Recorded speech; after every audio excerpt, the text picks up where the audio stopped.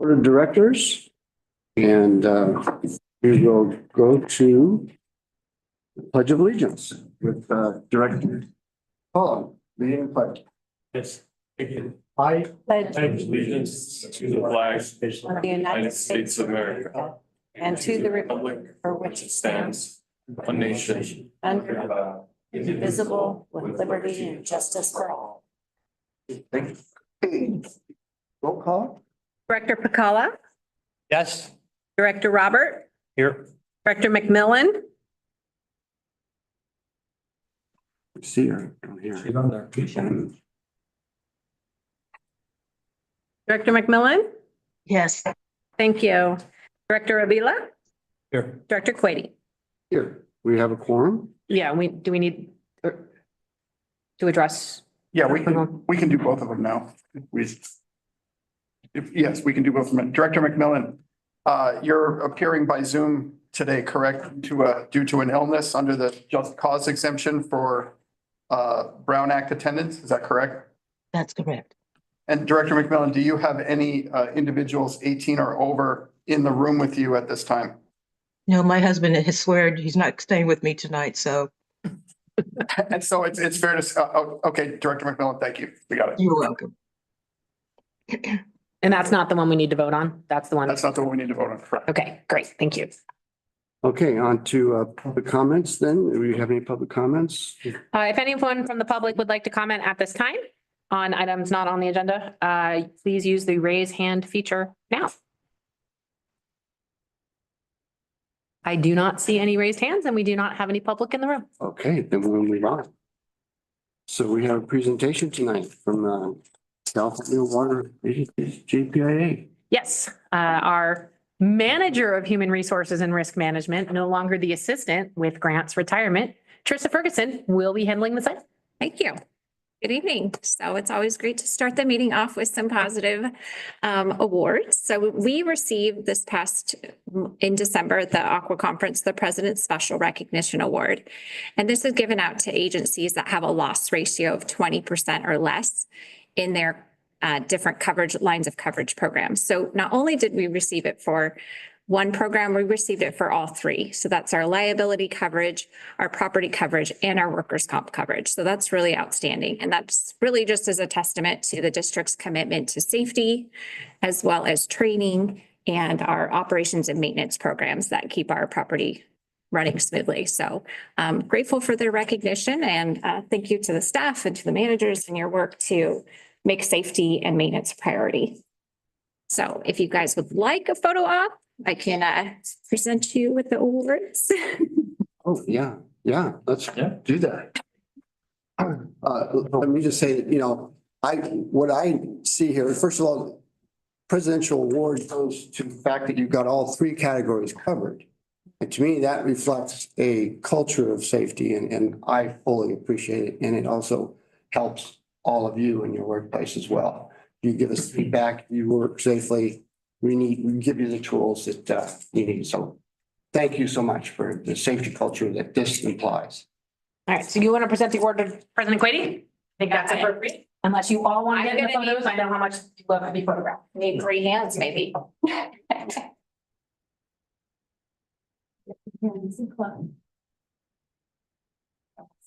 really gross.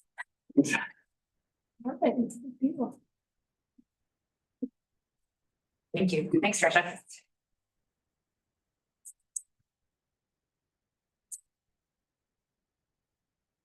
Okay, thanks so much.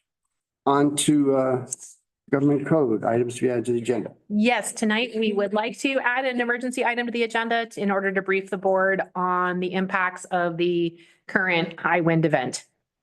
And due to the fact that the wind event occurred after the posting of the agenda, creating an emergency condition prevailing in Southern California, with a vote of the board, we can add the item to the agenda. Okay. Do we have a formal motion? Need a motion? Yes. I'll motion to add it to the agenda. I'll second. Motion's been first and seconded. Roll call vote. Director Pacala, Yes. Director Robert, Yes. Director McMillan, Yes, Director Avila, Aye. Director Quady. Yes. Motion carries. Okay, so just to tee this up a bit, obviously, I think everyone's aware that there are several absolutely devastating wildfires currently occurring in Southern California. The winds have been historic, including gusts up to 100 miles an hour. And that has, we in Ventura County have been fortunate to not experience significant wildfires. There's been a couple of small ones popping up, but we are experiencing significant loss of utility power. And of course, the Met service area overall has been very heavily affected by these wildfires. Devin Upade, the interim general manager at Metropolitan, called me this morning just to check in, see how we were doing, seeing if there was anything that Met could help us out with. He had prioritized the agencies that are more impacted than us, like Pasadena, like LADWP, like LV. Met has been heavily impacted. Their main control room is in Eagle Rock, which is right near the fire. I believe that's the Eaton fire. They have actually relocated their main base of operations to Little Rock, which is near the Weymouth treatment plant and safely out of the path of the fire. I did also reach out to some of my fellow Met member agency general managers, Dave Peterson at Las Virgenes and Stacy Takaguchi, who's the assistant GM for water at Pasadena, offering our mutual aid or assistance if there's anything that we can do to support them during this really challenging time. At this point, they haven't called on us for anything, but we're certainly willing to help in any way that we can. I'd like to have Omar Castro, our manager of operations and maintenance, talk a little bit about the conditions under which we're operating in terms of the complexity is probably the highest we've ever faced due to the combination of a scheduled metropolitan shutdown and the extensive loss of utility power in our service area. Good evening, members of the board. Omar Castro, I'm the operations manager. So on Sunday, we received a notification from Southern California Edison regarding the PSP, letting us know that we're going to have a high wind alert and that it was going to be expected to start Tuesday morning into this evening. So on Sunday, January 5th, staff began to increase our water production, our water levels to help our purveyors, as we knew they were going to increase their demand and increase their storage as well. What's interesting is our production went from about 54 million gallons per day from January 1st to the 5th. And then on January 6th, we saw it jump over 90 million gallons per day as everybody was preparing for this PSP. Everybody's starting to increase their storage. So it was one of those all hands on deck, and big kudos to our staff for doing that. One of the challenging factors that we had was we knew that Edison was going to be shutting off power, but it wasn't declared an emergency as we were not without power at that time. But we did realize that because of Metropolitan's shutdown, our main source, which is currently our Lake Bar treatment plant, was going to be impacted.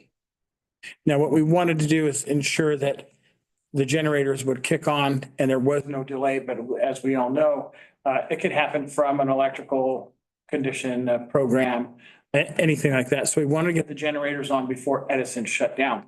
That required us to have approval from the APCD, which was very difficult because we were not in an emergency.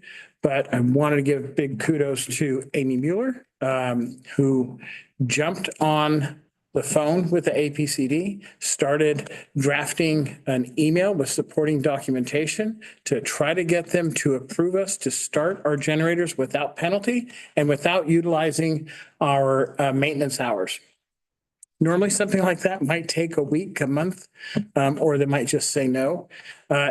Amy's detail in her report explaining the impacts to the purveyors around the county, as well as our 600,000 residents that would be impacted, was enough that within less than an hour, the APCD reached back out to Amy and said, you guys are good to go. Start operating now. Staff jumped on it. We were able to get our generators running and transfer power back into our treatment plants without any downfall or any downtime. We knew that if we had downtime, our plant could be off for 3 hours. And those 3 hours, because Lake Bard is our main source of supply right now, losing that would have a great impact, obviously, to the community and public health. We are still under generator power. We started running yesterday at 1 p.m. We received notice about a half hour ago from OES that they're expecting this to last longer, possibly through the weekend. So we've been on the phone, making sure that we have fuel supplies coming in to make sure our generators are up and running. We have staff on call. Everybody's running around the clock to do so. One thing to note is we have seen a slight decrease in demand. So we expected that with the wind dying down and some of our purveyors not being impacted with fire, we would see a decrease, but we've seen a minimal decrease, but flows are still, I wouldn't say significantly higher than normal, because I don't know, this is the new normal with fires and this event, but hopefully within the next 48 hours, we'll have more updates on when Edison plans on restoring power. We do know that there's a potential another Santa Ana event for next Thursday as well. But once again, I really want to give big kudos to Amy Mueller because she was in hypersonic mode. I mean, she jumped on that phone, started calling every connection that she had. Wasn't taking no for an answer, and did an amazing job to ensure that the district was okay and we were able to get up and running. She was in regulatory mode too. Yeah, Amy Miller is our regulatory compliance supervisor, and she is also the one who got DDW to give us permission for the temporary water filling station that we used during the mountain fire in a matter of a couple of hours. And I think anyone who works with regulatory agencies knows that they don't typically respond to anything on that timeline. So huge accomplishment. Yeah. Wow. And something to know, we are running our Lake Park treatment plant, but we're also running our well field, and because of the Met shutdown, we're not able to get water from Met. We do have some supplemental water coming in from LADWP. Great teamwork. Thank you. Thank you. Thanks, Omar. Trial by fire. Yeah. Omar keeps getting trial by fire. He's in month 3 here.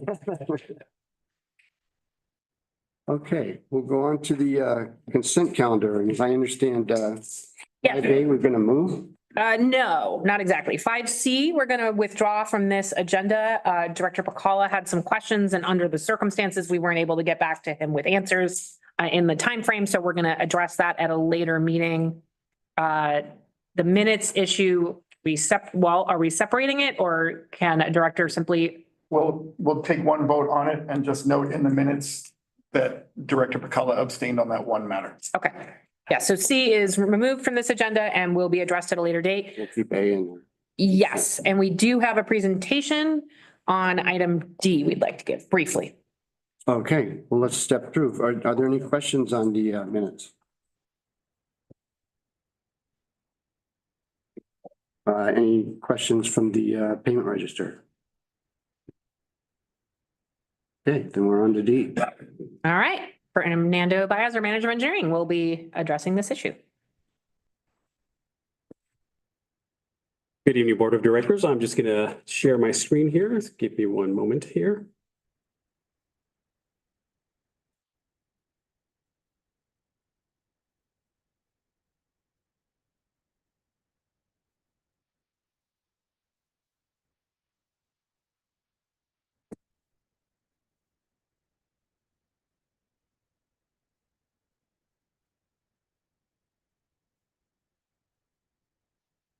There we go. Okay, great. So before you is a request to approve calling for bids on Project 620, the Networking Center Relocation and Administration Building Storage Room Addition. And I wanted to give some background on this project and some details. So I'll cover the details on the project, some history, why we need to relocate the networking center, and discuss some additional facility improvements as part of this project.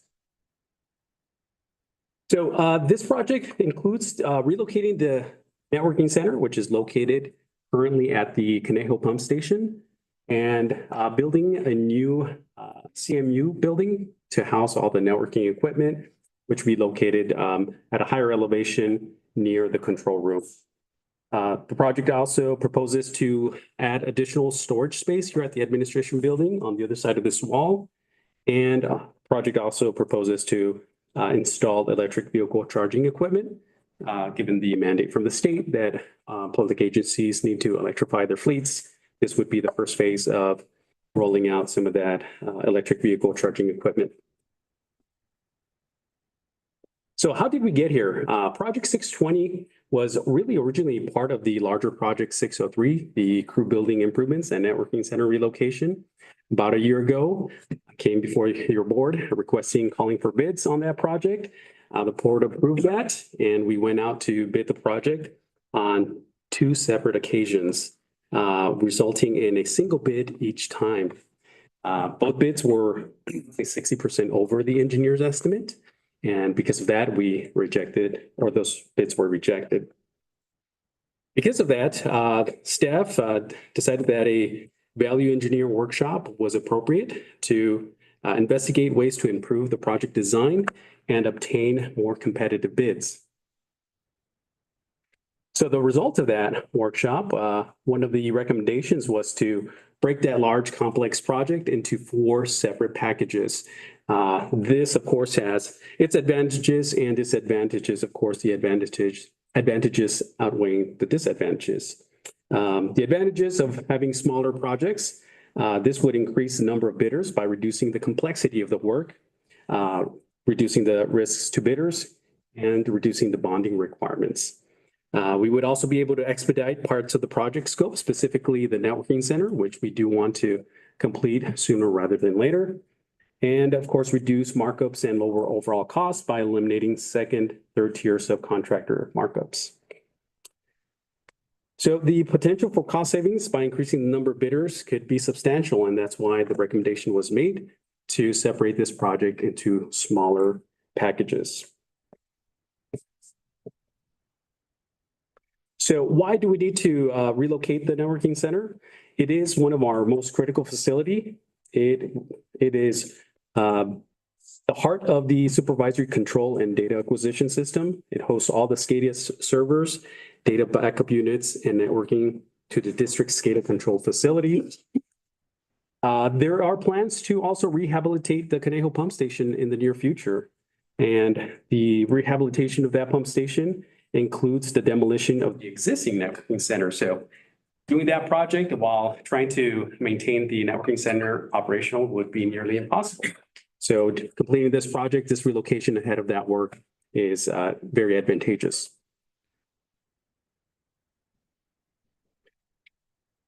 Seismic resilience. The existing Conejo pump station building doesn't meet current seismic code. It was built back well over 50 years ago, I believe, and it is not current to seismic standards. So relocating the networking center to a more seismically resilient building increases the likelihood it will continue to operate after a seismic event. There are potential hazards as well that currently exist. The networking center is located in a location where it's vulnerable to flooding under certain dike failure scenarios, and it's also near the chlorine building. So it could be impacted in the unlikely event of a chlorine leak. Relocating mitigates these risks. So as I mentioned, the current networking center is located, as shown in this aerial exhibit, it's at the west end of the Conejo pump station building. And this project proposes to moving and relocating the networking center across from the control room in a new 300 square foot concrete masonry building.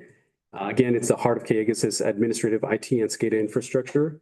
It would be a resilient seismic design meeting current seismic standards.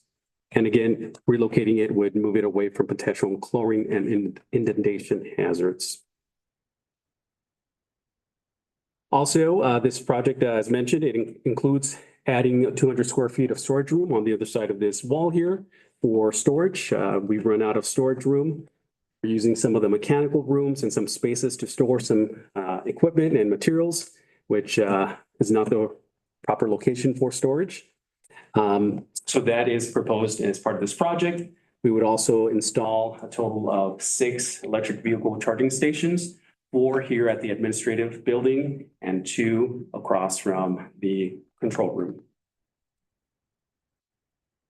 And that concludes tonight's presentation, and happy to take any questions. Any questions for Fernando?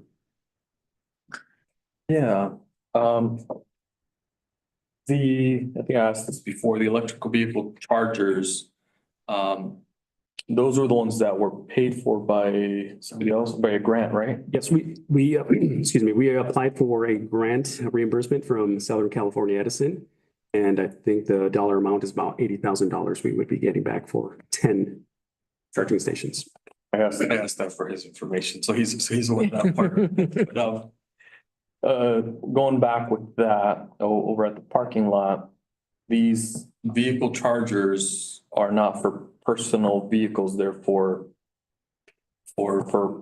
district vehicles. District fleet vehicles, that's correct. Okay.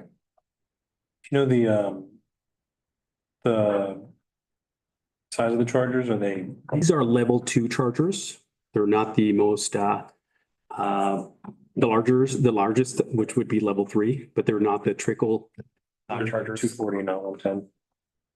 All right. Yeah, That's about right. I'm just thinking about future proofing because not something that we want to replace in another 5 years. And absolutely, vehicles are moving to the level 3 fast charging, especially vehicles that we're going to want to. Yes, we're strategically implementing these level 2 chargers, excuse me, to charge our larger fleet. We would likely look at the level 3 chargers as part of the future deployments of more of these chargers. Okay. What happens with the old building? So the old building is currently can be vacated. It'll be demolished once the Conejo Pump Station, the larger building, is rehabilitated. That's because it doesn't meet seismic regulations, or one of the reasons. That's one of the reasons. The bigger reason also being that we need to rehabilitate the pump station, and to do so, we would need to build a new building for that project. Okay, you said that at the beginning. Okay, thank you. Carl? Okay. Any question? No question. Okay, I just had one. Proximity is bad enough, but so is the chlorine higher or lower than where the existing buildings? The chlorine building is currently next to the networking center. The new, They're essentially on the same. they're the same thing, yes. This would be elevated, which is good relative to chlorine, and it's Chlorine. heavier than air Yes. density. Okay, so that's it. Thank you. Okay, thank you. Fernando? Okay, and any questions on the updated ledge policy? Receiving from the annual comprehensive financial report. AKA the audit. Audit with a fancier name.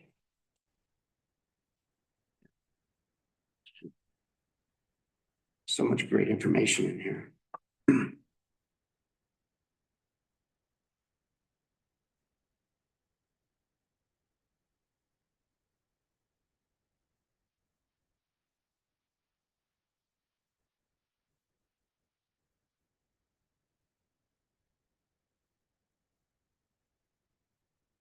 Procedures. There's a question.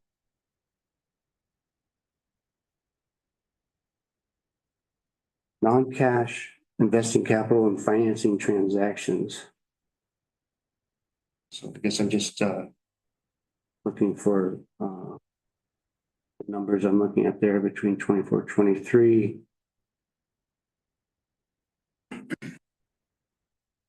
The 23 number looks like it's a delta as opposed to a final, or is that a final number?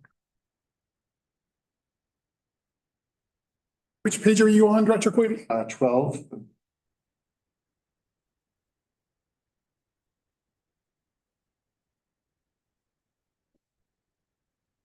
I'm looking at change in value of investments from 2.7 to 0.111. Page 12.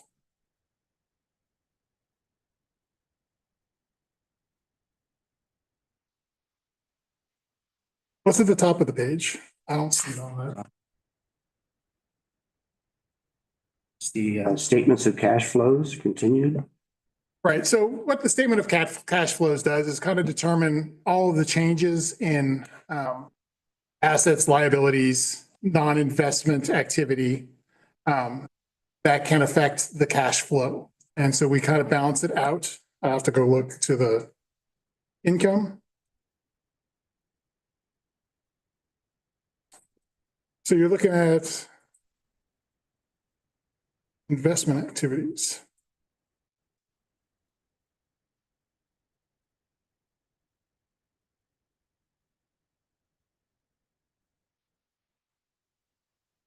I don't see it yet. I think the only reason that jumped out at me is because of the difference, that's all. You know. Because it changes every year depending on how the investments have gone, and the investments have been up and down, so we have a lot of unrealized gains and losses that aren't really a cash activity. It's a book entry based on the market value of the investments. So there is going to be a change every year. Sure. And it's really what's affecting in the current year and what affected last year. So every year it's a different adjustment that's going to be made to the statement of cash flows. Okay. All right. I think that was it. Again, there's some great stuff in here. It's, So once the new finance committees form, I'm probably going to bring this audit back so we can go through it back in detail like I've done in the past. There just wasn't really enough time to do it before this meeting because we needed to get this approved by the board so we can get it out to our bond trustees so we can get it posted. yeah, there's a lot. There's a lot of information in here and it's good information. And once the new finance committee is formed, we will set up a meeting so we can go over this in more detail. And I'd swear sometimes I see you have additional columns and I can't remember if was that there before It or. was there before. This is pretty standard boilerplate. Even the management discussion and analysis, the information that's in there is pretty much the same from year to year. We just update it for what has happened in the current year. But the columns are always there. There's 3 columns for 3 different years. Yeah, okay, Yeah, that's standard. very good. Okay, that's all I have. Thank you. Okay, so any other questions? Consent calendar, then motion be in order. I'll make the motion to approve the consent calendar. Second? Motion is first and seconded, roll call vote. Director Pacala, Yes.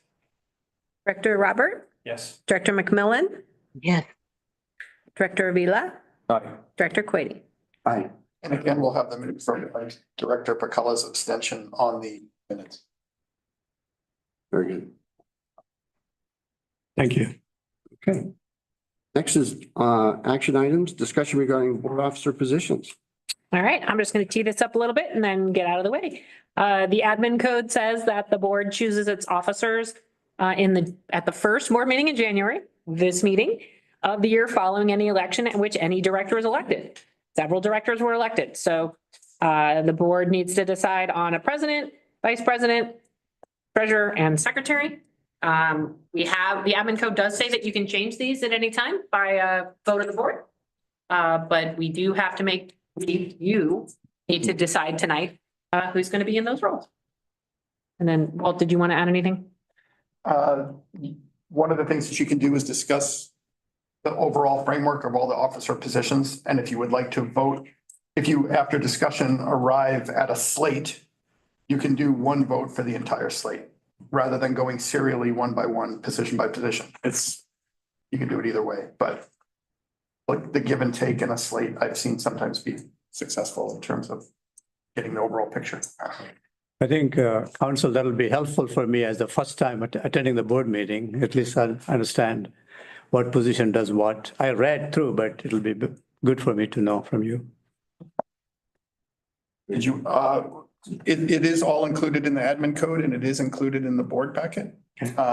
So other than what's included in the packet, there's no really. Oh, I thought you were going to say. No, I was saying in terms of the final vote, we can do them one at a time. Got it. We can do one large group. Okay. After you I guys. support the one large group. What will happen is if you have a by officer position, if there's more than one, then you have to decide. You may have to take so we'll start with the president and we'll take nominees for the president.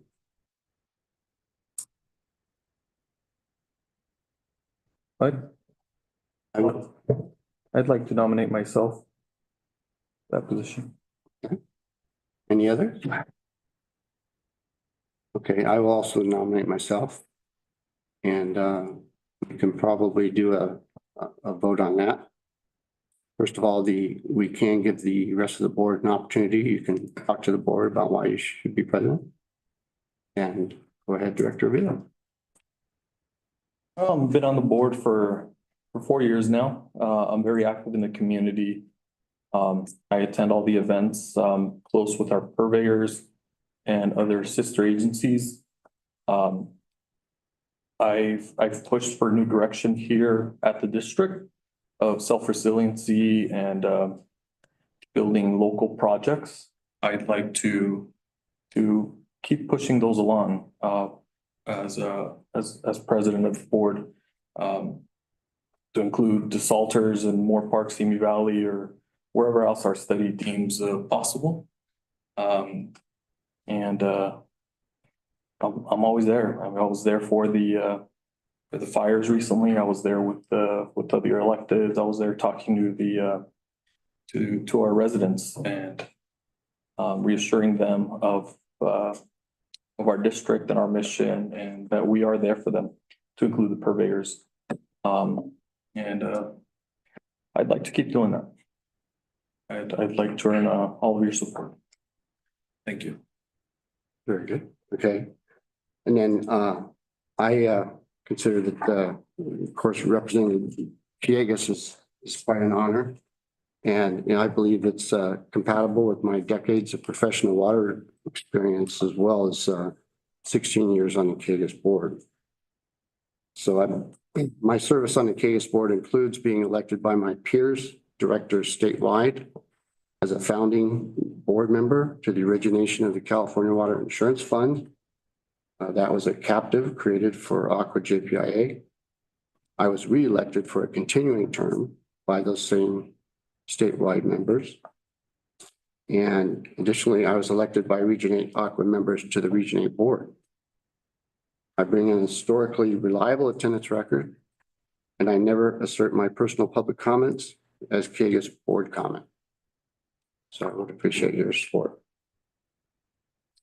Thank you.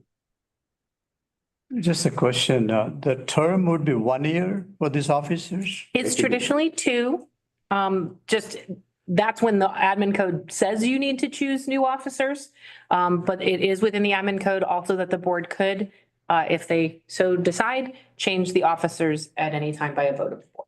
And with that being said, I have also been selected by my peers. I was selected by all the districts to represent them at LAFCO by a overwhelming majority, as well as the past president for Association for Water Agencies in Ventura County. And also with that, to go along with your question, I'd support a rotation of board members so that we all get a chance at the different seats every 2 years. I think it would be fair. So I will rebut also in the fact that Director Avila is stealing my language, in the sense that I believe there should be a board rotation. But one of the things that I've learned over the service periods in here at Calleguas is that there looks like there's never really a fair way to do it. The intervals. Oh, does Jackie have something to say? Oh, I'm sorry. I was telling my husband his phone was ringing. I apologize. Okay. So at this time, I'm comforted by the fact that it can change at any time. And that's where I've left it. And rotation for the sake of rotation isn't necessarily good if there's better or more positive representation of Calleguas, or if there's some qualifying difference that helps Calleguas be represented wholly in a good, positive way.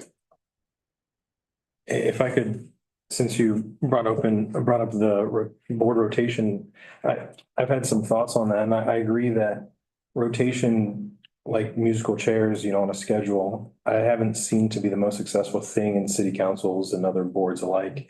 But I do think that rotation, not forced and not on a schedule, but giving different board members the ability to serve on different seats for cross, training and not just training, but also just cross experience, is also important. So I find myself somewhere in the middle. But I also just wanted to say that I wanted to thank Director Quady for everything he's done on this board historically, and the time that he's given to this board, I think, has been a instrumental figure for the district. And likewise, Director Avila has conducted himself over the last 2 years that I've been on the board.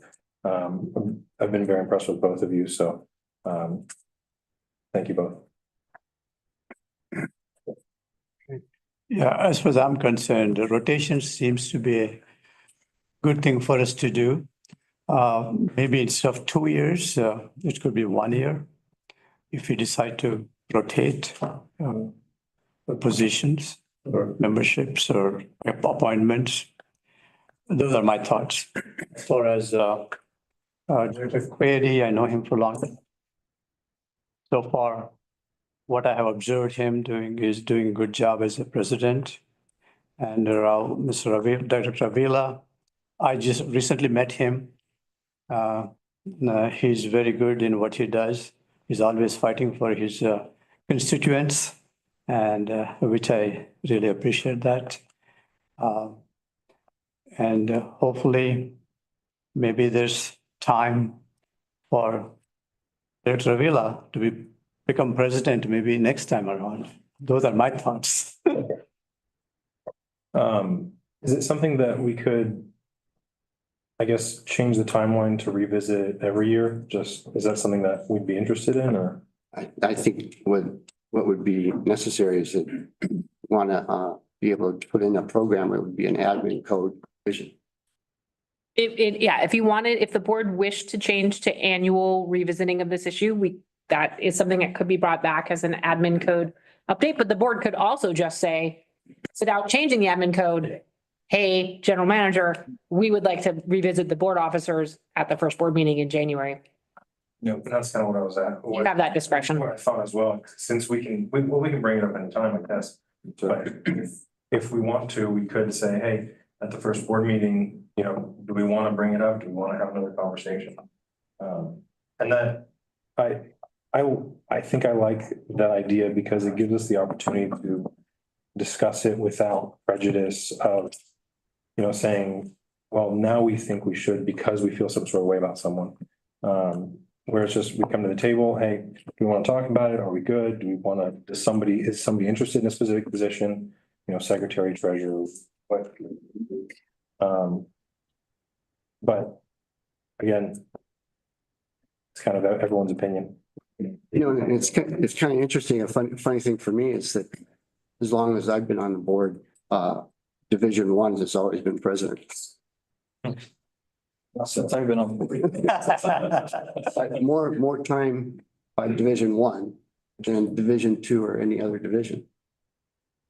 Even Division 4. Director Boyce would have been Division 4. 4. So, it's kind of something about District 1 that really, you always want to be president. Well, and it kind of goes along, the district involvements and the constituents and all that, and the purveyors, different needs and different involvements and different leadership, experience and lack thereof sometimes. But yeah, that is interesting. Well, so how are we going to decide this? Are you going to do your hands? We want to go through the other positions in a group. So I guess I was thinking if there's no opposition, if there's some agreement further down the slate, then it could be just a slate. But if there's competition, then you have to talk and decide about it. Okay. So should we be voting on president first and then moving forward, council? And that's what Director Quady was just discussing. It's kind of, you can get a feel for who's interested in the other positions, find out if there's competition in the other positions and kind of fit everybody together. Okay. It's Yeah. Okay. That's fine. I guess we can maybe table the president discussion and on, see if we can flush out. Well, if you do that, Then you're then that changes what the other person would want to be. gonna be kind Oh, of I mixing it up. All right. But if that's the case, I would nominate Director Avila for vice president. So that precludes, there needs to be a vote on the president. Yeah. So who? I guess a show of hands, who? Do I have any support for president? I guess I'll go ahead and say, just for the sake of giving Raul a chance to see what he does with the seat, I've been impressed with Director Avila's performance on sport so far, and if he feels that being president can give him a voice or have a reason to do good, I think Director Quady has had the opportunity, and in fairness, I think it'd be fair to give Director Avila the opportunity. So I would support Director Avila with, maybe a conversation next year to see if we want to shuffle things around. Thank you. I suggest we go ahead with the roll call and just say the person that you're voting for. And that way we can get a poll. Yeah, we can do that. Okay, do you want to? Director Pacala, For president. Oh, just for the president? Director Quady. okay. Director Robert, Director Avila? Director McMillan, Director Avila, Director Avila, Director Avila. Director Quady. Director Quady. So congratulations, Director Avila. Thank you. Okay, so Vice President? I would like to nominate Director Quady because of his leadership. I think he would be good to mentor Raul in this new position. I think Raul is going to do fine on his own, but I would feel more comfortable knowing that we had that seasoned person right there beside him. I would wholeheartedly agree with Director McMillan's sentiments. I support unanimously. I support that at JPIA. Director Quady told me at last JPIA that he's never served in the vice president role. And it was his goal to serve every seat. Be careful about what you say. I remember things. Okay, well, I'm agreeable to that. So on to the treasurer. I'd like to say that I think Director McMillan has done a great job looking at our financials and keeping a pulse on it. So I would support her maintaining that position. Even though we're losing money this year? I think a lot of people are losing money this year. I think we've done a great job to steady the ship. I'll accept, thank you. And I'd like to nominate Director Robert's been our member for a couple of years now, and secretary's a seat I started in, and it's a great seat to learn and get the hang of things. So I'd like to nominate him. I concur. I would cautiously step up to the plate. I've been a member of Orange for 2 years, and I wouldn't be opposed to it. I support Director Robert for treasurer. Right? Is that Secretary. Secretary. We can Secretary. No, I'm one step at a time, please. But so I thought we were talking about treasurer. Yeah, I think we did start as treasurer. That's what I. Yeah. Went over to secretary. Director Oh, okay. Avila. Nations Sorry. left it. All right, let's hold on a second. Let's talk about secretary first, okay? And was everybody 5-0 for Director Robert as secretary? Is that correct? I will follow. I heard Director McMillan concur with about the treasurer for Dr. Robert or Dr. Roberts. I've been promoted. It's funny that actually Tuxedo song. that accidentally happened at my college graduation.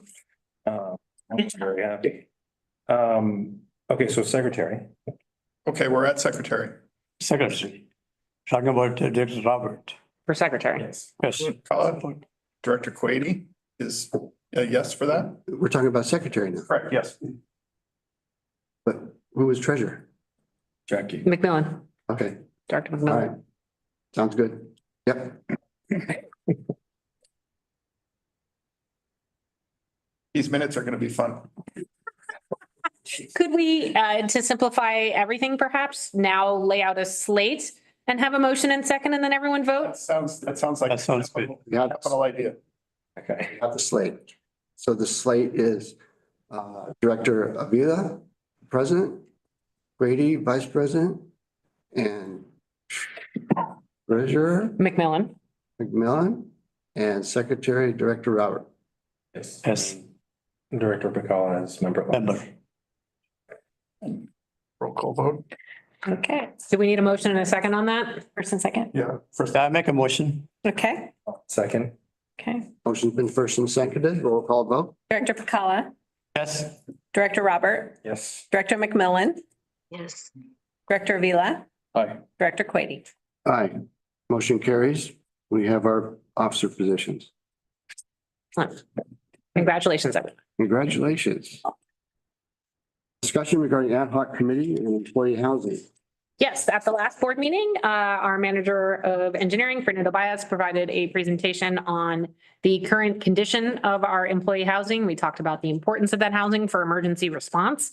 The current conditions continue to highlight that importance. It was the board's request that we form an ad hoc committee in order to evaluate potential options such as replacement versus renovation of House 3 as well as other houses. An ad hoc committee by definition is a short-term limited purpose committee. So it would be a new committee. We have not had this committee in the past. The board should choose a chair and a member. The board may also choose alternates. We have not historically done that, but it may facilitate scheduling. Yes. And so staff would recommend that one or two alternates be considered in the committee. So. I think alternates are a great idea in case people's schedules don't align, things can keep rolling. I'd like to nominate Director Pacala to chair the committee. With his background, I think he'd be a good fit. And Director Roberts, since he brought up the idea, that would make him the Alternate? no, the second. So you would be the alternate chair. No, the member. So Chair. we'd have chair, member, and then Oh. potentially alternates. Oh, okay. That's my nomination. Director Pacala, how do you feel? Anybody fighting? Anybody fighting their nomination? Director Avila, both of you were the one who brought this up last board meeting, that we should appoint a committee, special committee to do this. I thought maybe both of you would be the great. I'll be alternative number one all the time. I mean, anytime somebody cannot come, I'll come. Since you have all the knowledge about what happened in the past, maybe for you, one of you to be chair. If it's not possible, I'll do it. I think either option would be fine. I'm okay with either option. Okay, yeah. Do you have any particular interest? I jump in at everything. So if it's something, of course, I'm gonna take it. Except Fox Canyon Gym. So may That was poorly timed iced tea consumption. I propose we have Director Robert as the chair. Sure. I'm fine with that. And then Member alternate. okay, that would work. Sure. I think it'd be great to have everyone's input, just because it's an important thing, but it's also a urgent thing. Yeah, my goal would be, or I should say our goal, that Fernando and I have been discussing is trying to have the first meeting this month. Okay. And lay out options for renovation versus replacement so that we can move quickly to implementation. Yeah, sure. And the intent of the ad hoc committee is to help facilitate, not to manage around, right? Yeah, So- bring back decision to the board. Right. Yeah, So provide to recommendations. expedite The process rather than, add steps. So hopefully, it doesn't do the opposite of what we want. Okay, hopefully not creating another bureaucracy. Right, and that's the risk there, but in that breath, I'll make myself available at any time to participate as needed. Same. And I think if I could have legal counsel with ad hoc committees, do we have the flexibility of doing Zoom meetings? We don't have to do in person? Yes. So a little more flexibility there. Although I think we would want at least at the first meeting to be in person so folks can see the house. I could give a long-winded legal answer, but I'll just end it with yes. Yes or no? Yeah, it was a yes or no question. Yes. Okay, then I think we need a motion and a second. If there's further discussion. That's the one too. I made a motion for Director Robert to be the chair and Director Vila to be the member and myself as alternate. Okay. Second? Director Pacala, Yes. Director Robert, Yes. Director McMillan, Yes. Director Avila, Aye. Director Quady. Aye. Carries. Council, just a clarification. A third member can attend the meeting. As an alternate, I can attend with two board members. That's not a violation of Brown Act. As long as the third member doesn't participate or talk. I can listen. Yes, Okay. and that's true of all the committees. Very often, all the board members attend. Yes, we won't tell you earmuffs. That's something I like to do, be the flying wall. Right, well, thank you. Okay. On we go to the general manager, reports. General manager and staff reports, monthly status report. What we do is step through the monthly status report, and if you have any questions. No. Okay, none in particular for all of it, or I'm open to the board. We can proceed from water resources to water policy and strategy. Any questions? External affairs.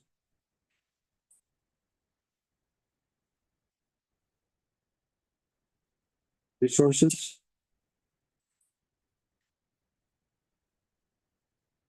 Source development. Engineering.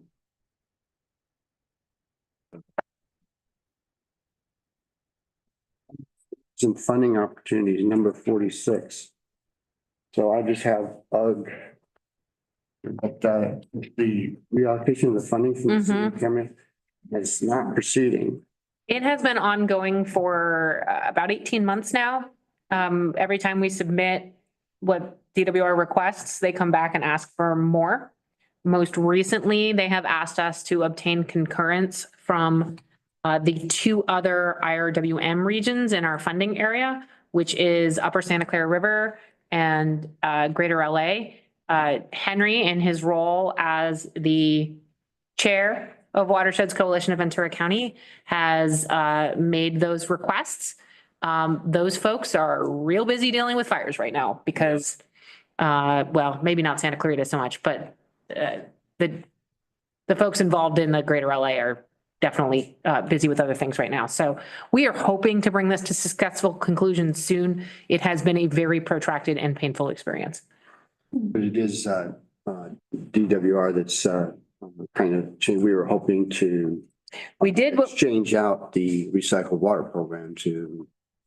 yes, I mean, we did exactly what DWR told us to do. And now they want more. And that's happened probably 5 times over the last 18 months. So we are continuing to persevere. I had a question, sorry, I was getting coffee, but the number 28, the Simi Valley Annex. You okay back there? How far are we from the in the appraisal and moving that project? Fernando. Director Rabbit, great question. That is expected in the next couple of weeks. To receive that appraisal, it will be reviewed by staff, and any comments that we have will be returned to the appraiser before we make a formal offer to the property. Thank you.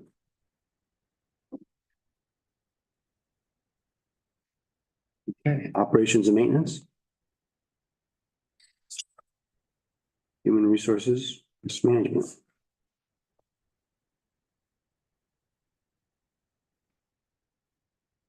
Finance? Information technology? Okay, that's all I have. So no other questions. We'll go on to the Ocean Well update. Yes, Ian Shard, our deputy GM, is going to give the presentation remotely. The goal of this was to give you a little more background on Ocean Well ahead of Friday's scheduled Beyond the Surface event. That obviously has, due to the fire circumstances, been postponed, but we still feel this is a helpful background to the board, and the presentation's not that lengthy. Over to you, Ian. Okay, great. Assuming everyone can hear me. Yes. Good. All right, great.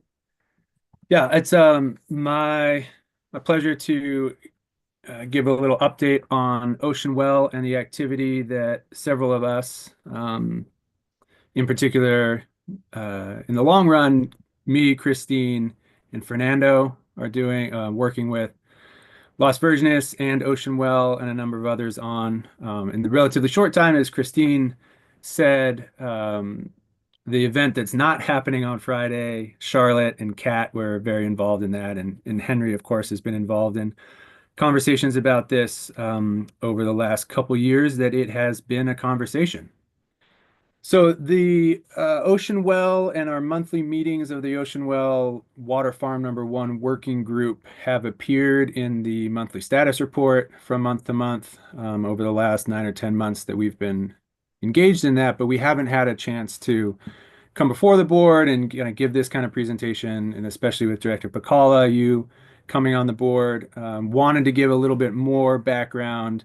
And as Christine said, it was perfect timing for Friday, but it's still pertinent. So the question is, what is Ocean Well? So Ocean Well is a water tech startup that has designed what they're calling passive seawater desalination technology. So the startup has a number of folks who have been in the water tech game for a long time, including the founder Rob Bergstrom, who started a traditional ocean desal organization called Seven Seas that operated in the Caribbean for a number of years before he sold it to one of the larger multinational like Veolia or something. I don't know exactly who, but a number of other folks on the team at Ocean Well have experience with water technology and bringing startups, financial and tech startups, to maturity. So the idea is that these pods, is what they call them, take in seawater. They are arrayed in what they're calling water farms anchored to the sea floor. And the idea is to use the weight of the ocean, as Ocean Well explains it, to push water across that membrane. So the membranes are pretty traditional reverse osmosis membranes that you see in a brackish groundwater desalter, like they have at the city of Camarillo or at Camarosa. Similar technology that they have in the Carlsbad plant in San Diego, that, traditional reverse osmosis they use all over the world and they've been using for decades. The difference here is that, again, the idea is that using the weight of the ocean, 400 meters, I think is where they're thinking about doing it here, pushes water across that barrier, requiring less energy. Because it's passive, you're also, the brine that's produced is much lower concentration of salinity. And so you can see at the top of that kind of stove stack at the top of the pod, the outfall, as they call it, is much lower brine than a traditional ocean desal plant. So there's less mixing or dilution that's involved, and it just floats back out into the surrounding area with little temperature change and little salinity change. And then the fresh water is pumped, as you can see on the right, uphill to shore. Even though it's underwater, it's a little weird to think of pumping uphill underwater, but you still have to do it. So some of the benefits that Ocean Well assume in this technology is, as I said, for one, lower energy because you're not pushing as much water through the membrane and you're letting the ocean do the work. They estimate somewhere between 30 to 40% less energy than traditional desal. Again, you have to create some kind of pressure differential in order for the ocean to push it through or to suck it through the membrane and then pump it uphill. So one of the things we're going to see over the course of them bringing this technology to market is how much of water savings or energy savings it is over traditional desal. There's clearly a lower onshore footprint than traditional desal because you don't need the power plant. You don't need as much. A lot of the filtering is happening at the bottom of the ocean, out of sight. And then again, that lower salinity brine discharge that doesn't need as much mixing or dilution. So where are they going to put this water farm? Well, you can tell this is a stretch of our coast from southern Ventura County, Santa Monica Bay down to Redondo and the San Pedro Peninsula on the bottom right of your screen. After looking at more than a dozen sites up and down the coast in Southern California, including a couple at Naval Base Ventura County, you can see on the top left of the screen, Ocean Well settled on the Santa Monica Bay off the coast of Malibu as their preferred location for this water farm number one. Ocean Well is aware of how populated that stretch of the coast is, not just by regular residents that live there full time, but by the 15 or so million tourists who show up every year. And perhaps, at least in my opinion, the highest density of environmentalists and environmental organizations on the planet. But they have been talking with a number of those organizations. They've been talking with the city of Malibu and other invested and interested stakeholders and report that those meetings have gone really well. I think an indication of how well they are faring with environmentalist organizations is that they recently hired a new director of outreach, a woman called Charming Evelyn, who previously was at the Sierra Club and was a consistent thorn in the side of Metropolitan Water District. She is an effective advocate or was an effective advocate for water issues for the Sierra Club and has come over to Ocean Well. So who else is interested besides Calleguas and Las Virgenes? This is a screenshot from a recent Ocean Well brochure. I've drawn a line through Three Valleys because between them publishing this brochure and this presentation, Three Valleys has decided not to participate. And I'll explain kind of what that means in a few minutes. But so far, as of today, there are 7 agencies. They're kind of broken into these 2 groups because if you look at this list long enough, you'd see that those on the top are along the coast and those on the bottom are a little bit farther away from the coast, which means that those of us along the coast could potentially get water directly, could get molecules from Ocean Well Water Farm number 1. The others further inland would require delivery.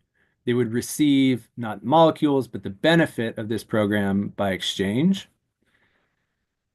So doing the first, direct delivery, would require us to figure out what infrastructure we need to either adapt or build, probably adapt and build, in order to get those molecules to Las Virgenes, LA County Water District number 29, which is along Malibu, which is basically Malibu, and to LADWP. And then in order to get water or the benefit of that water to the folks further inland, we need to figure out a market plan. So how the market plan would work, I just wanted to step through kind of quickly. We can look at Calleguas. And as an example, for the sake of discussion, Upper San Gabriel Municipal Water District that's out in Monrovia.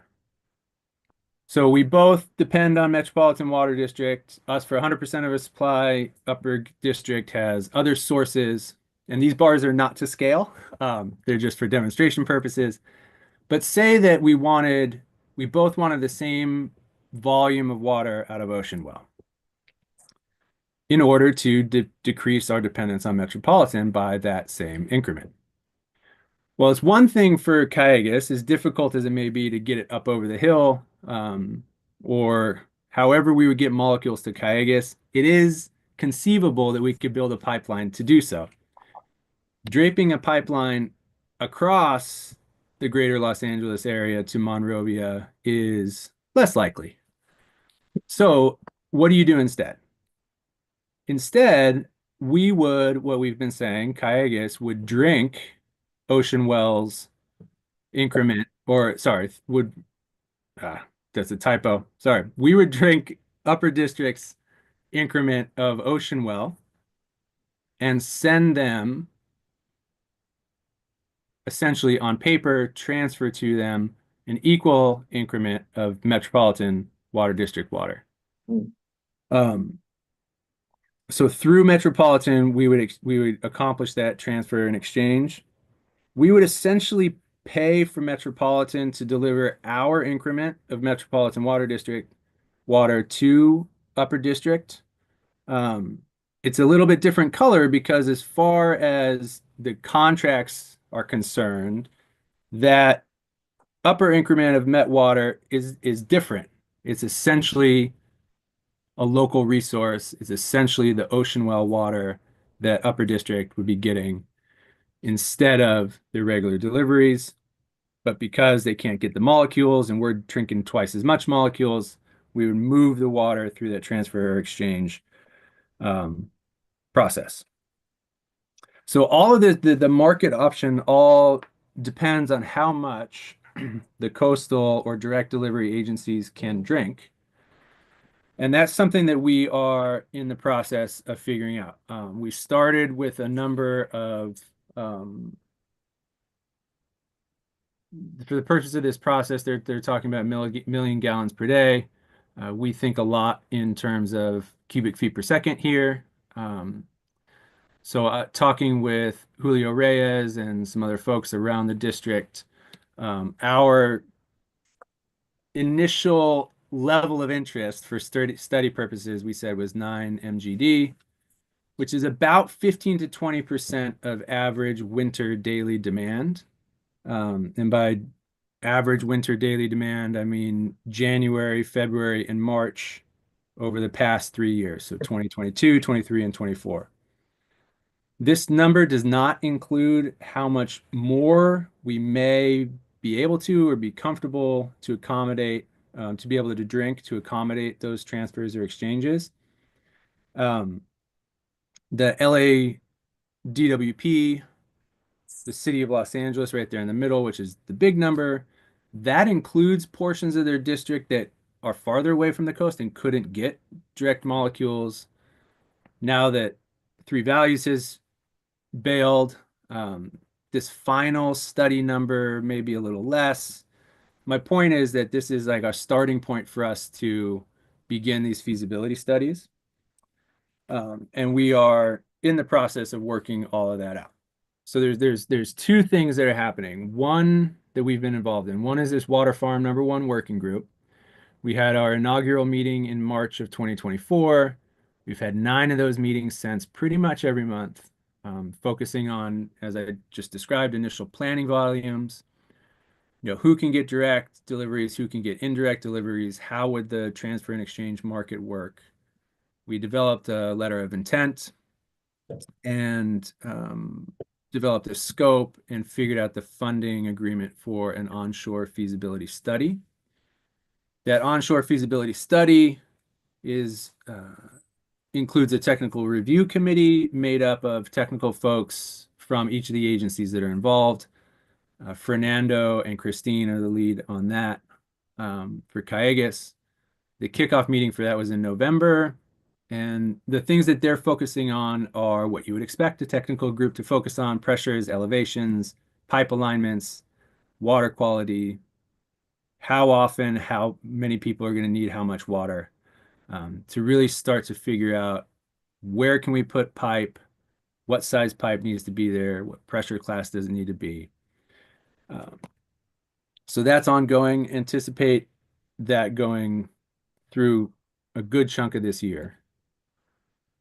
And we have time because there is, I've learned a lot, as you can see in the bottom left, TLR apparently in the startup world is a pretty common acronym, but it stands for technical readiness level. And that implies how close to bringing something functional to market are you? Proof of concept on the far left to full-scale deployable water farm ready pods on the right. Ocean Well is currently somewhere between 4 and 5. So what we were going to see on Friday, the pod we were going to see on Friday, is I think close to full scale, and it is going to be doing component testing of the intake, in particular to be testing the fouling of the intake. And then eventually they're going to try to do it off the back of a boat and then at anchor and then be ready to deploy at full scale. The timing on these is unclear. You know, I think everyone is optimistic. Timing on any construction project, I think people, the farther away you are from completion, the more optimistic you are. So I think it's yet to be seen how much longer it's going to be before, if they can prove out the technology before it's deployable. So last thing before I can open up, or before I will open up for questions, Calleguas's involvement in addition to the working group and technical review committee. So the event that we were going to go to tomorrow, the Beyond the Surface, where this is a picture of the Las Virgenes Reservoir, where Ocean Well is going to drop one of their pods into the reservoir to test for fouling. It's not going to be at depth, the same depth that they anticipate being in the ocean, but one of the advantages of being at depth in the ocean is that there's very little sea life that can clog the intakes. As opposed to the Las Virgenes Reservoir, where there's still plenty of sunlight getting down to where these pods are going to be, and still plenty of algae growth and plenty of stuff to clog the intakes. And these Ocean Well pods are self-cleaning, so that's a big part of what the test in the reservoir, the Las Virgenes Reservoir, is going to be, is to ensure that water is passing over the membrane as anticipated, and that the self-cleaning intake apparatus works to minimize fouling. Their thinking is that if they can keep it clean in the Las Virgenes Reservoir, they can keep it clean a few hundred feet below the surface of the ocean.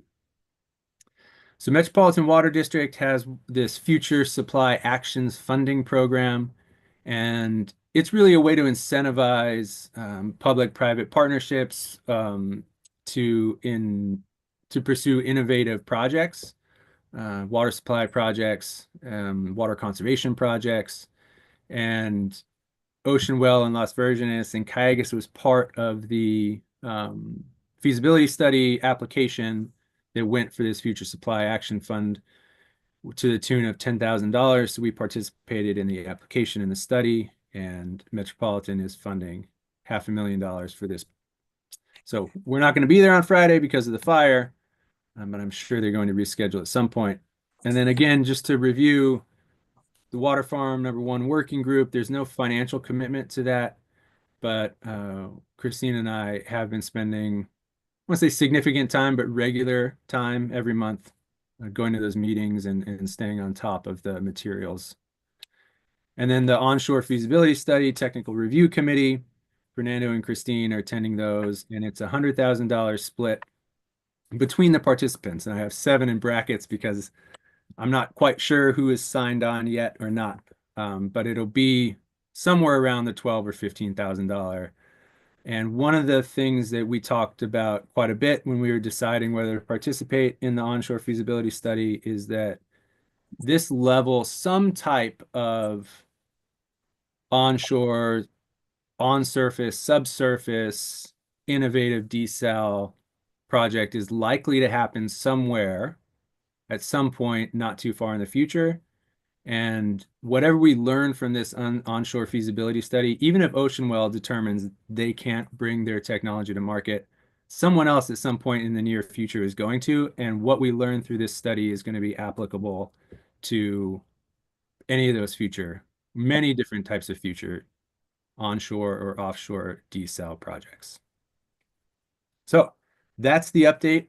I'm happy to answer any questions, unless there's something that Christine, you'd like to add before I do that. No, I think that was an excellent overview. Thank you, Ian.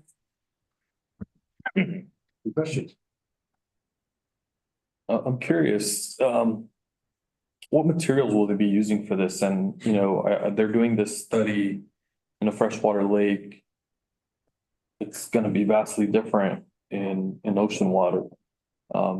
Wondering, are they using plastics, steel? Ian, do you know? Because I don't know. I don't know material what those the, pods no, are. you know, as I mentioned a few minutes ago, the membranes themselves, I think are pretty traditional. Mhm. You can see, you know, some kind of vinyl. Polymer. But the housing, I'm not sure what the housing is. And with respect to the fact that the reservoir is, as you noted, freshwater, that actually means there's a higher fouling potential. Things are more likely to foul in a freshwater environment. So the reasoning is they're testing it under, I mean, firstly, more controlled Okay. conditions, but also conditions that are more likely to result in fouling, which they thought was helpful in terms of providing them with data. Does Las Virgenes Lake have a quagga? No. Good. I also had a lot of technical questions, but I felt that was more reasonable to ask during or at or after the presentation rather than Ian, although I will say that your presentation was very informative and in-depth.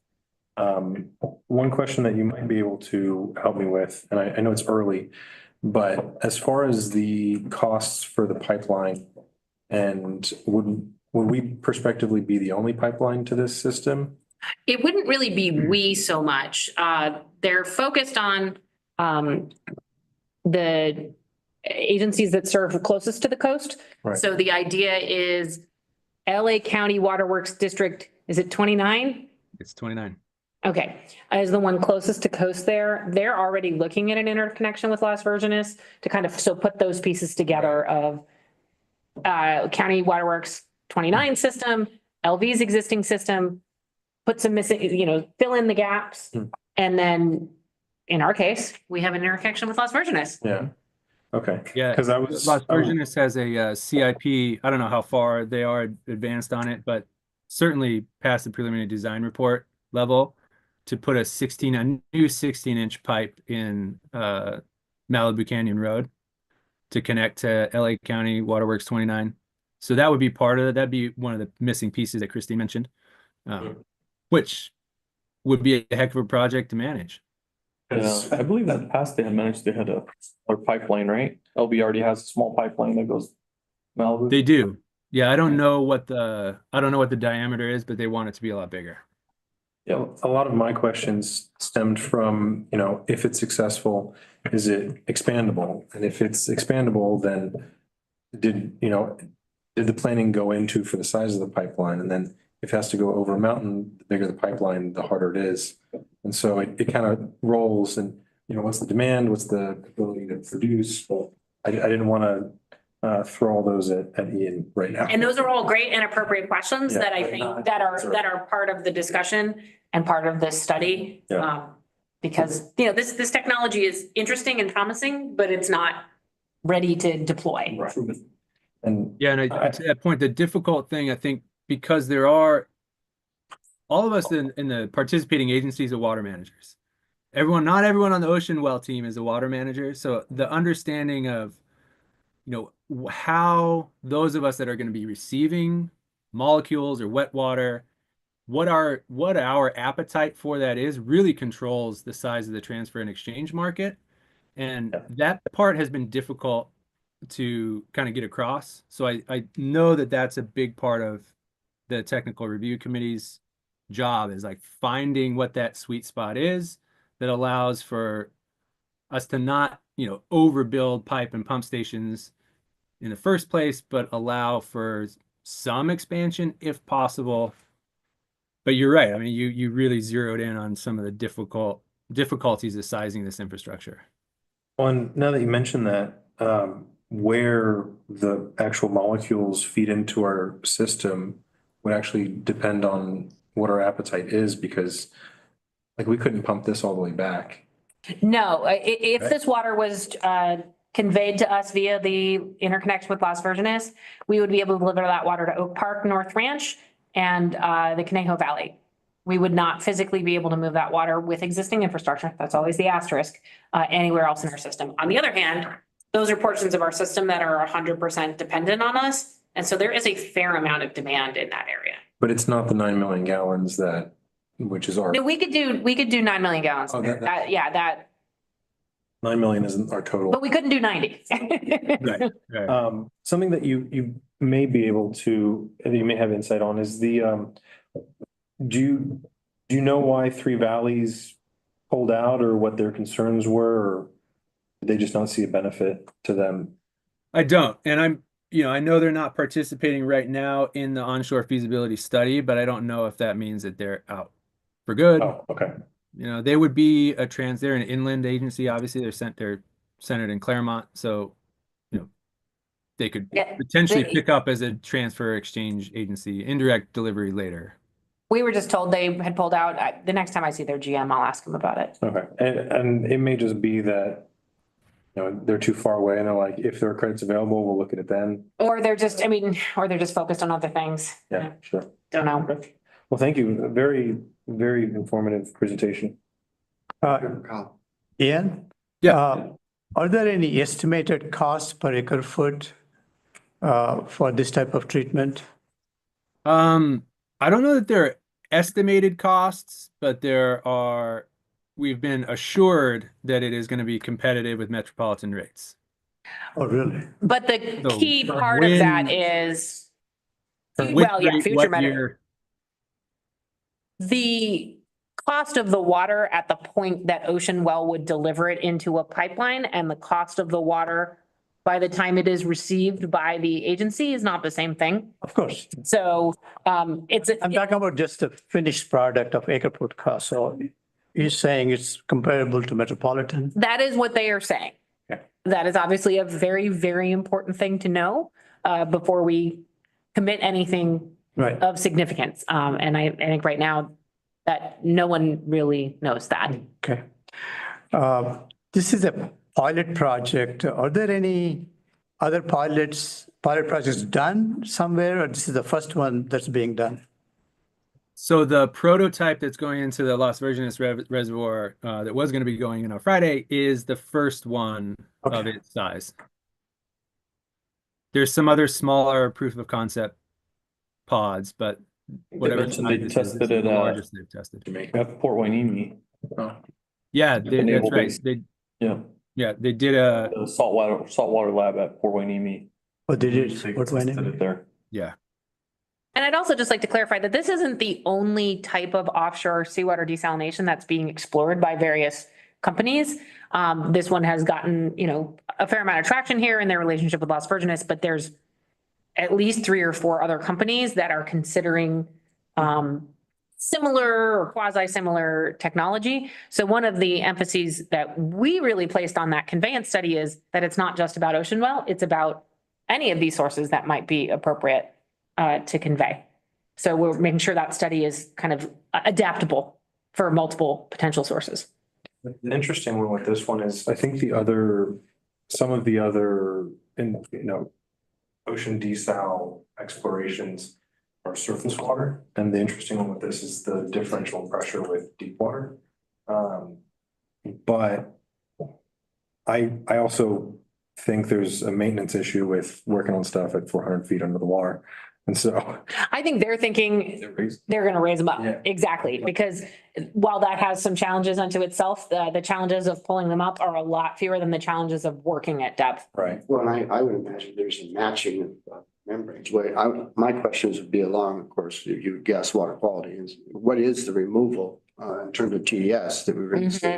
But then also when you have these filters in there, you're drawing a pump site. The use of the term passive kind of confuses me because you're actually drawing from what is going through the filter. So You still have to create are those filtering. I was trying to think through that because, they say, well, it uses the weight of the ocean pressure, but then if everything's at equal pressure down there, then it doesn't work. So I assume they're creating a low pressure system by pumping the water out. And then it's not actively pushing a certain amount through the membrane, but passively allowing how much goes into the vacuum, the lower pressure area. Like a straw, you have to draw it. And I think of it as entropy. Yeah, and so they have the traditional land-based ocean desal with reverse osmosis, you get about, for the sake of discussion, 50% recovery. You know, if you push 200 gallons past your membrane, you get 100 drinking water and 100 go back to the ocean. So it's a 50% recovery. Here they're talking about a 5 to 10% recovery. Hence the reason the brine is not overly salty, and they're anticipating just being able to release it back to the environment. So if you're starting ocean water at 40,000 milligrams per liter TDS and you end up coming out with what, 200, 1,000? Yeah, very, very little. I mean, the idea it will be super pure. And that the onshore pipeline, they're talking HDPE, and that is something then that you would have to deal with, is the reconditioning of the water so that it doesn't aggressively eat up your pipes. We had a very robust water quality discussion yesterday. You would have appreciated on yeah, you would have totally loved it on some of the technical issues, such as the reconditioning of the water to address corrosion, as well as mixing water, compatibility of mixing water from different sources. Ian, you mentioned there's no financial commitment at this time, but you also said $100,000 for planning. So the Waterfront #1 working group that we've been attending the last 9 or 10 months, there's no financial commitment for that portion, but for the study, so the study that HDR is doing, this onshore feasibility study, there is. So we're participating. That the cost of that study is $100K, and we are one of 6, 7, 8 agencies participating. So it's going to be somewhere in the neighborhood of 10 to 15,000. And then there's also the 10,000 that we committed to the future supply action study for the pilot testing.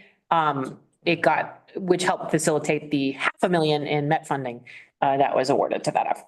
So those are the 2 financial commitments we've made to date. Nothing beyond that.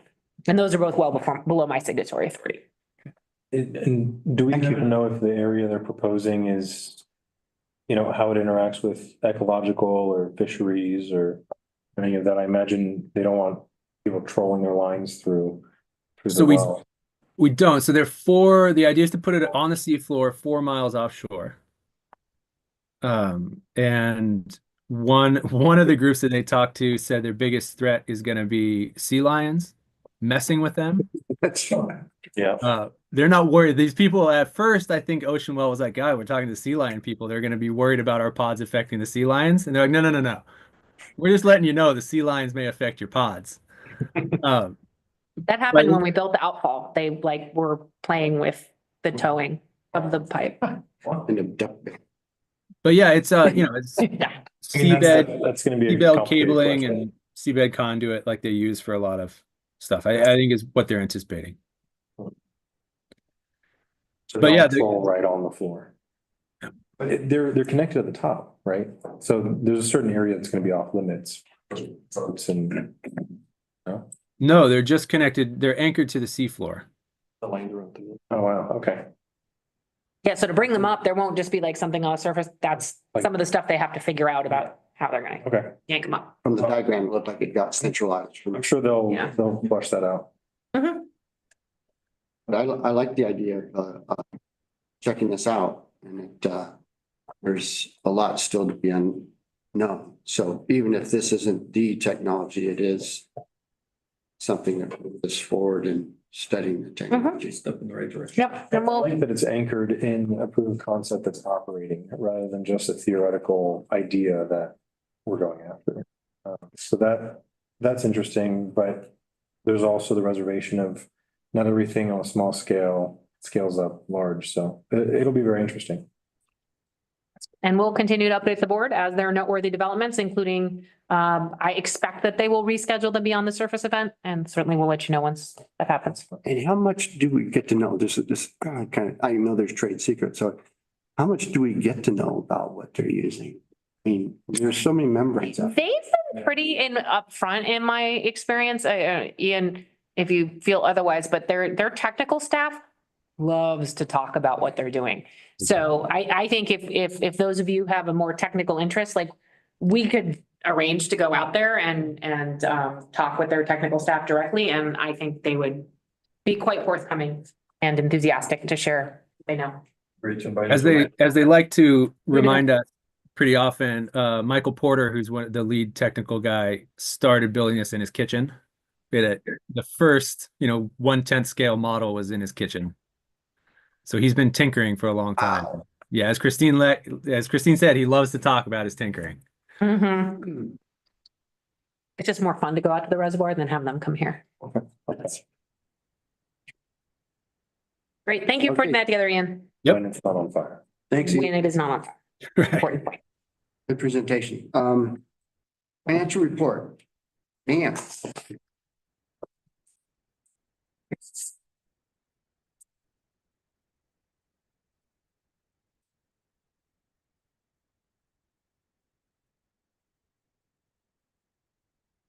Good evening, directors. Tonight we have the financial report for the financial statements for through November 2024.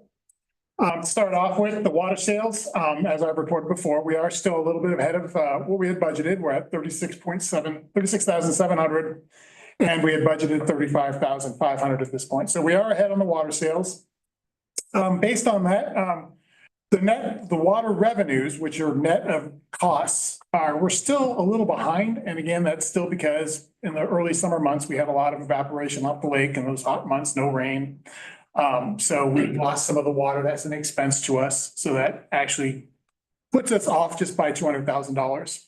So we had budgeted about $19 million and we're at 18.8. So it's close, but we're a little behind at this point. Looking at the administrative expenses, we had budgeted for 12.3 million to have been spent on the admin expenses at this point. And so far year to date, we're at 9.9. The admin expenses include salary and benefits, outside services, consulting, legal. It's all the expenses that we typically do for the operation of the district. Taxes and interest, we've still getting interest at this point. Mostly the taxes has not really come in yet. We are ahead on that. We are doing really well on our interest at this point. We had budgeted 2.3 and we've received $3.1 million at this point. That includes unrealized gains and the investments. I'm not going to say losses. We're on the gain side at this point. Looking at the operating income, because of the savings in admin expenses, we are doing better than budgeted. We had budgeted to be at 9.6. We are at 12.5 for the operating income. So we're about $3 million ahead of where we thought we'd be at this point. And principal and interest, there is a little bit of savings there. That's really related to our variable rate bonds. We had budgeted a little bit higher. Interest rates declined. And so we're seeing some savings on the interest side at this point. To kind of look at a snapshot just for the month of November, you can see that we did rather well. We had budgeted to be at we spending more than we brought in at $500,000, but it came in at $370,000 over. A lot of that has to do with the additional water sales that we had during the month. We did get more in than we had anticipated, as well as some of the savings that I kind of mentioned in the operating expenses. I budget those pretty even for a lot of them, salaries, consulting, because I don't know when we're going to be spending it. And so there was that savings that actually helped generate this. We continue on the non-operating side, the revenue expenses, to see additional interest income come in. So that's what that $131,500 is. That's additional income, mostly on the interest side. Looking at cash and investments, you can see that we did spend a little bit more through the month of November. So cash did decrease a little. That happens as we pay the bills. Met bills are still kind of up there from the past few months. The current ones are going down. So water sales are decreasing. The revenue coming in from the water sales is less than the Met bill typically going out at this time of year. So this is sort of expected, nothing to panic about. To go over some of the ratios, so we do present these ratios on a monthly basis. The current ratio is the current assets over the current liabilities. We currently are at 8.38. That did increase over the previous month as it's going to sound weird, but both of our assets and our liabilities decreased, but that bumped up the ratio.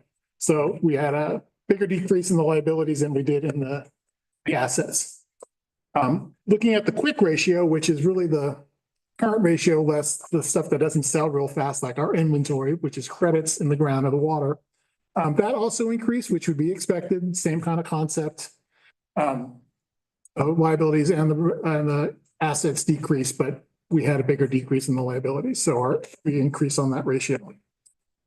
The debt ratio really did not change over the last month, so that one stays the same really until probably this next one, December, when I refinance those bonds. That should change it a little. Debt service, we still remain very strong. It did decrease a little just based on some of the expenses that came through. But debt service coverage, we had budgeted at 1.75. We're still well over 2. So we are still looking at a very strong debt service coverage through the month of November. And the times interest earned did decrease a little as the interest expense had gone up. But it's still very strong. So we're still looking very well. And that's all I have, unless there's additional questions about the monthly financial statement. Any questions? Dan, the debt service you mentioned, that includes the recent refinancing? This is through November. Oh. That one actually happened in December, so that will be more reflected in the next statements. Thank you. Sure. Very good. Thank you, Dan. Good. Thanks, Dan. Director Quady? Yes. Oh, I'm sorry. That's okay. I'm going to leave the meeting. I'm having coughing spasms and it's just getting worse. And so, Before you do that, I was going to raise this in future meetings. Do you want, you mentioned to me that the Metropolitan Board committee meetings will occur on the date of our next board meeting. Do you want us to back up the board meeting start till 5 o'clock on the 22nd to maximize your chances of getting here? that would be helpful. Okay. I assume, I see nodding heads. Everyone's good with that? Okay, great. Thank Okay, you. Feel thank you. better. Thanks. Take care. Thank you. Okay. General counsel report. Nothing specific to report tonight, but I'm sure you've all received the quarterly legal summary that went out right before the turn of the year for Q3, and Q4 will be coming shortly within the next 30 days or so. But if anybody has any specific questions of anything from that summary, please feel free to reach out. I'll be happy to talk about it. Thank you. Okay, board of director reports, committee meeting report, no committee meeting? No committee meeting since the last board meeting. Okay, ancillary duties. Beginning with the Aqua Region 8 director. I just see a meeting in February 28th, and that's nothing else to report. Aqua JPIA, I yield to the special recognition we got to tonight. That was so great. And I don't have anything out until June 25th or the Aqua Conference. So Association of Water Agencies, Ventura County.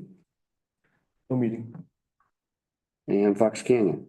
I believe there's a meeting tomorrow. And we just lost the Metropolitan Water District. Yes, but they haven't had any meetings since our last meeting, and Director McMillan provided her written report as she does. Okay. Ventura LAFCO Commissioner. No meeting. And BCERA, I think there's a meeting in February. Ventura County Special Districts. No meeting since last board meeting. Next one is February 4th. Okay, we'll do. It's appointing, they're appointing presidents or the whole thing. They're soliciting interest and. Are you gonna run? Not me. Nope. Thank you. Well, the round table, then we'll start with you, Director Robert, on the other reimbursable meetings. Since last board meeting, not much. I did attend the Port Hueneme City Council meeting on Monday. Nothing of particular interest or Calleguas. And tonight's board meeting. Okay, Director Revere. Tonight's board meeting. Okay. Not in the last 10 days, I guess. What's tonight's board meeting? Oh, tonight's bit, I'm here. Yeah. And was he Q&A? Oh, yes, you had an orientation with staff on Monday. Oh, And had your picture taken. yes. I thought it was association meetings, staff, we report staff meetings also. If I meet with staff, I report at the board meeting. Yes. Okay, for me, 12:20, I had a meeting with the general manager and tonight's board meeting. So discussion on upcoming meetings attended by the board members. Yes, a couple things I want to highlight. AWA Waterwise was listed on upcoming meetings as being a hybrid meeting. Looks like they have switched back to in-person only on AWA Waterwise meetings. So just be attentive to that. It doesn't look like there'll be a Zoom option. As I mentioned, the next board meeting is the 22nd. That is where we will be discussing committees and collateral assignments, obviously other than the ad hoc committee we talked about today. Because of the Met board meeting schedule, that's why Director McMillan asked if we could move back to 5 o'clock. And it looked like that was okay with folks. I think it's important that she be here for the considering committees and collateral assignments. And we rework our board meeting schedule. We didn't know that that was going to be the case. The final thing that I want to address is Aqua DC, which is going to be held February 25th through February 27th. If Charlotte Holofield, our Manager of External Affairs, could come to the podium and give you board a little bit of information about what happens at Aqua DC, then we'll need to discuss which board members may be interested in attending this year. Great. Thank you, Christine, and good evening, directors. A lot happens at Aqua DC, and it's 3 days of very robust, informative presentations from a number of sectors, including federal lobbyists who inform us on how to advocate properly at the federal level. There's also meetings with members of Congress. Last year, that included Representative Ken Calvert, who is a very important figure in California water, was reelected last November. Also included, I'm just refreshing my memory here, Congressman Jim Costa and staff as well from the House of Representatives and the Senate. So it's a really good cross section of both staff and members talking about key water issues, what's coming down the pike for water in DC, as well as these more specialized panels that we attended to talk about other types of issues and advocacy in DC. What we also did last year when Ian and I went is we set up individual meetings with our representatives' offices, including Senator LaFonza Butler, Congresswoman Brownlee, the Bureau of Reclamation, and Congressman Salud Carbajal. We met with all those folks, key staffers, key water staffers, established those relationships. We've kept those relationships. So it's very good to go back and maintain those relationships with those folks, some of whom are still there and some are not. But it's kind of a DIY in terms of doing those visits. We set them up ourselves. And as far as the other more formal programming, Aqua does a really good job at providing, I think, key folks to hear from. And like I said, it's 3 very full days. So well worth the trip. So just a couple of things I'd like to point out. The admin code allows each board member to travel related conferences without additional approval. I think we can agree that the discussion today would constitute additional approval for an additional conference. And also Dan just showed you that our admin budget is in excellent shape. So I think from a budgetary perspective, board members, we could have 1 or more board members attend. We don't have to limit to 2 under the Brown Act because this is an educational event being put on by another organization. And the last thing I'll say is that in terms of staff, Charlotte and I are planning to attend. Ian went last year, so he decided it was my turn. So with that, I'll turn it over to the board to talk about who might be interested. I know we lost Director McMillan. This is something she has typically been interested in. So I think we may just want to follow up with her at the next board meeting or before to gauge her interest, but over to you. Does she go with that? That's a good question. I don't know what she did last year. Did she go with Met or? Was she under Met? She might have been under Met. Yes, Met. That's a good thing. we didn't bring it to the board last time around. I know I had asked about it, but we didn't bring it to the board. So she must have gone through that. And the hotel block might fill up really quick too. I just booked Charlotte, and so those tend to book up. Much as soon as it's opened, it's booked. I also have a question about what role does Aqua play in the series of events versus what we do? So in other words, the federal lobbyists, like I'm really interested in that, but what role is us versus them, Aqua? So in terms of like hearing from the lobbyists, they would set up all those panels. They coordinate all of those details and we would attend as participants. In terms of going out and meeting with our representatives, like that's left to us to set up, which I'm happy to do. I've done it before. So yeah, that's sort of the split there of division of labor, if you will. Very good. Okay. So, yeah, Which are the 3 days? Which 3 days? It's a Tuesday through Thursday, February 25th, 26th, and 27th. And then, of course, you've got to allow for travel on either end to get to and from DC. Full week. Yeah, it ends up being a whole week. I know I've brought it up for the past 3 years that I'd like to attend. I'd like to attend. I know Director McMillan is always interested, and so I think it's great that she's going, probably. We'll confirm that with her. Yeah. That's a huge advantage. Director Quady, are you interested? Or? yeah, of course. I think you've been at least it's right. Huh? I think you've been vocal about your interest. Yeah, Us as well, right? it's just, well, one of the things I'd like to know is why we've actually not looked at the federal side for so many years. In terms of, well, maybe I shouldn't say it that way. It's just, we've not sent people to the Aqua Ledge of the board that I'm aware of most of my time on the board. I don't know that anyone in this room is in a good position to answer that question. Because those were decisions that were made when other people were, when Charlotte wasn't here, I wasn't general manager.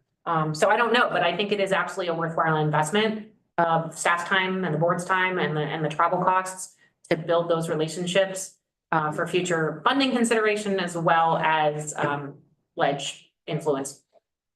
Absolutely. Been better if our board attends. Yeah, so count me in. Great. So we have volunteers tribute if the board thinks attendance, and if you think that more board members, the better. Great. So, but if there's a limitation, I'd be the first one to leave my seat to people who have been more interested in the past. Sounds good. Can I ask a Brown Act question? Legal counsel, I know the official Aqua events are covered and allow us to have more than 2 board members present if we have individual meeting with legislators that are Calleguas scheduled, do we then have to limit it to 2 board members?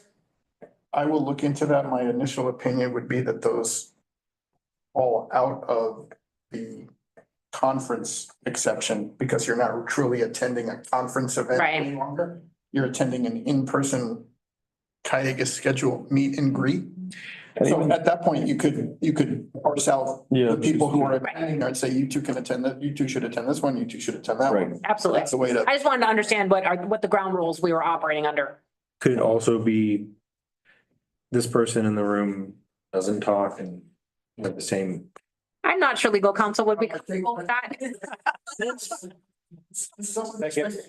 police Brown Act issues when more than 3 board members are there. Okay.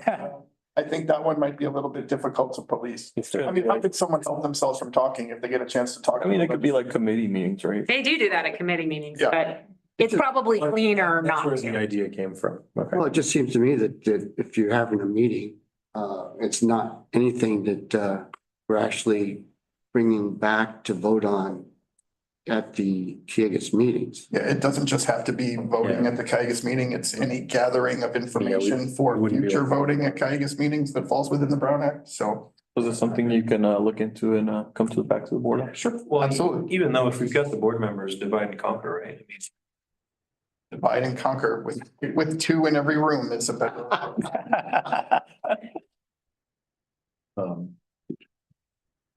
Okay, so we've definitely heard a yes from Directors Avila and Quady. Sounds like Director Robert would also like to partake. Director Call.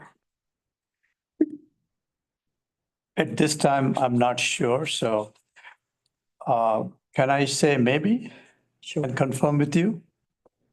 Sounds good. I have something on the calendar. I need to see whether I can check. Yeah, the only thing to think about is what Kara was talking about. Hotel reservations. Hotel reservations. Well, you could always make it and cancel it, right? Yes, I believe so. So, Oh, okay. yeah, so maybe we make the hotel reservation, hold off. Oh, the other thing is registration though, and that we can't cancel. And it does fill up. So. Yes. Mhm. So how much time do I have to let you know, Carol? So the online registration and cancellation deadline is February 14th. Oh, I'm talking about a couple of days. Oh, perfect. Well, then we could probably just hold off on booking until you have certainty. So if you can circle back with me on that, it sounds like, Will the rooms fill up by then? I know we've booked in the past and the rooms have been filled, right? yeah, but that we know we can cancel. So we could go ahead and book the rooms. Okay. Or Kara could. I'm not doing it. And it sounds like we have 4 board members, definitely. I will follow up with Director McMillan on whether she's going under Met's auspices. Be helpful if you. Yeah. And that'll be arriving on the 24th and leaving on the 27th. Leaving on the 27th or the 28th. 28th. They haven't released a schedule yet, but Okay, so 24th to the 28th. okay, so it sounds like we have 3 definite board members, 1 following up with us shortly, and I will follow up with Director McMillan to see if she's going under Met's auspices. But if not, I'm assuming since the board has agreed to send themselves, they would also be okay with sending Director McMillan on behalf of Calleguas. And then we'll figure out these side meetings, how to parse out board members so that we don't get sideways with Walt / the Brown Act. I'm not the drafter of the Brown Act. I'm just Yeah, but you're. the instrument of the Brown Act. That's great.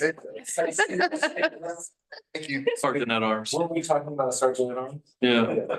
Sergeant at arms. All right, that was very helpful. Thank you. Any other information items? Not tonight. Closed session. No closed session tonight Okay, well, we will adjourn till January 22nd at 5 PM, not 4. at 5 PM. Thank you. Thank you.